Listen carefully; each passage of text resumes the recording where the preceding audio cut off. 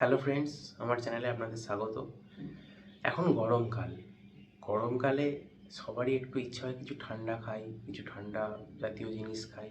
আর ঠান্ডা জাতীয় জিনিসের মধ্যে প্রথমেই যেটা আমাদের মনে আসে সেটা হচ্ছে কোল্ড ড্রিঙ্কস বা কার্বোনেটেড সোডা। সবাই আমরা খেয়ে থাকি কম বেশি। তো জানেন কি, যে যতটাই খাক কার্বোনেটেড সোডা, কিছু না কিছু শরীরে আমাদের প্রভাব ফেলে সেগুলো। দেখা যাক সেগুলো কি। EDC, centres of disease control and prevention, এর মতে কোনো প্রকার সোডাই আমাদের শরীরের জন্য ভালো না। কারণ এতে কি থাকে, সুগারের কন্টেন্ট প্রচুর হাই থাকে। অ্যান্ড সুগার আমাদের শরীরকে খুবই বাজেভাবে এফেক্ট করে। একটা 12 আউন্স সোডার ক্যানে 25 to 42 গ্রামস অফ সুগার থাকে, যেটা কি 7 থেকে 10 চা চামচ চিনির সমান। আপনি বলুন এবার 7 থেকে 10 চা চামচ বা 10 চামচ চিনি আপনি একবারে খেতে পারবেন? পারবেন না। কিন্তু আপনি যখন কার্বোনেটেড সোডা খাচ্ছেন তখন খেয়ে নিচ্ছেন, না জেনেই খেয়ে নিচ্ছেন। অনেককেই বলতে শুনেছেন যে সুগার খাওয়া ভালো নয়, চিনি খাওয়া ভালো নয়, স্বাস্থ্যের ক্ষতি করে। কি করে চিনি?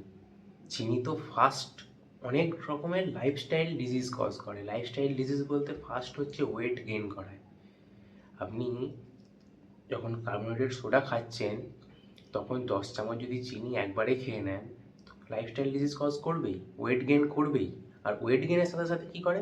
ওয়েট গেইনের সাথে সাথে type 2 diabetes, obesity, heart, kidney, liver এগুলোর সমস্যা। তারপর আমাদের ব্রেনে যে সেলস থাকে সেই সেলসগুলোকে টক্সিক করে, ব্রেন সেলসগুলোকে ড্যামেজ করে দেয়, দাঁতের এনামেল ক্ষয় করে দেয়, অনেক রকম বাজে এফেক্ট করে আমাদের শরীরে।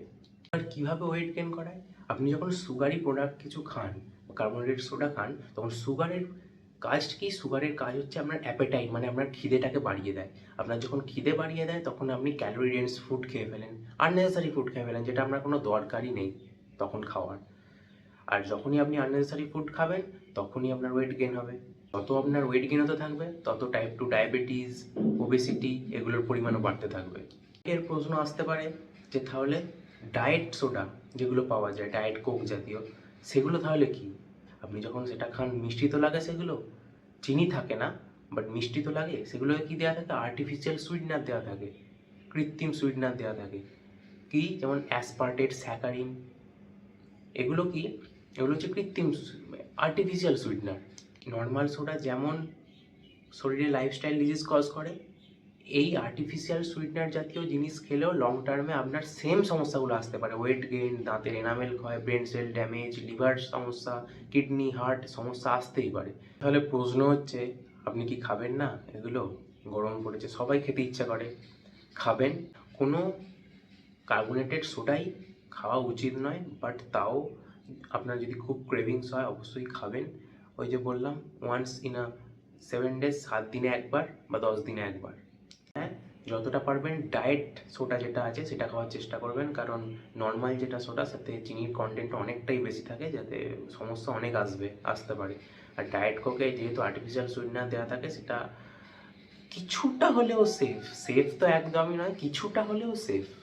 আমি বলবো যে এগুলো যতটা পারবেন ততটা একদম অ্যাভয়েড করে চলাই ভালো। তার বদলে আপনি বাড়িতে একটা রিফ্রেশিং ড্রিঙ্ক বানাতে পারেন, যেটা হচ্ছে ছাতুর শরবত। কী করবেন? এক গ্লাস জলে 2 থেকে 3 চামচ ছাতু, একটু নুন, পাতিলেবু আর কিছু আইস কিউব ফেলে দেবেন। দেখবেন সেম রিফ্রেশিং আপনি হবেন। সোডাতে যেমন আপনি রিফ্রেশ পান, তেমন এতেও পাবেন। আপনি বাইরে আছেন তো ওয়াটার বটল ক্যারি করুন, আর ওআরএস প্যাকেট বা ইলেকট্রোলাইট প্যাকেট কিনতে পাওয়া যায় ওষুধের দোকানে, সেটা গুলে নিয়ে খান।